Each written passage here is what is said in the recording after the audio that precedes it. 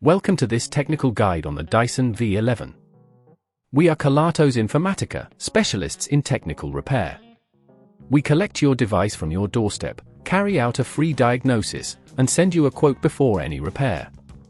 No phone calls, no trips to the shop.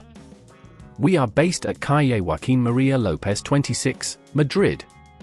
Convenient, transparent and professional. Link in the description. If you've noticed that your Dyson V11 trigger isn't working, you're not alone. This can happen due to wear and tear, dirt buildup, or a malfunctioning component. If left unaddressed, it can lead to further complications, making your device unusable. Let's get started on the repair process.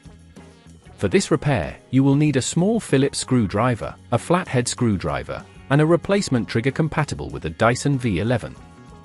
First, ensure your vacuum is unplugged to avoid any electric shock.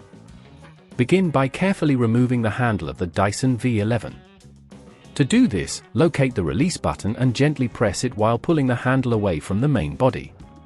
Once the handle is removed, you'll see the internal mechanism. The issue usually lies with the trigger assembly itself. Look for any broken parts or debris that may be blocking its movement. If you spot a malfunctioning trigger, you'll need to extract it. Using your small Phillips screwdriver, remove the screws securing the trigger in place. Be careful not to strip the screws, applying just enough force to loosen them.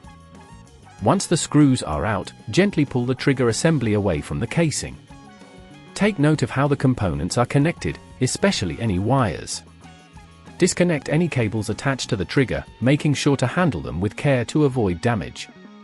If at this point you feel it's getting too tricky, remember that at Kelatos we collect your device from your door and return it fully repaired. Now, take your new trigger and connect it where the old one was. Be sure to reattach any cables securely, ensuring they are not pinched or too tight. Once everything is in place, replace the screws, tightening them sufficiently but not overly so. After this, it's time to reattach the handle. Align it properly with the main body and push it back into place until you hear a click. Finally, plug in your Dyson V11 and test the trigger to ensure it's functioning correctly. If it responds as expected, congratulations! You've successfully repaired your Dyson V11. To prevent this issue from recurring, make sure to regularly clean your vacuum and check for any signs of wear and tear.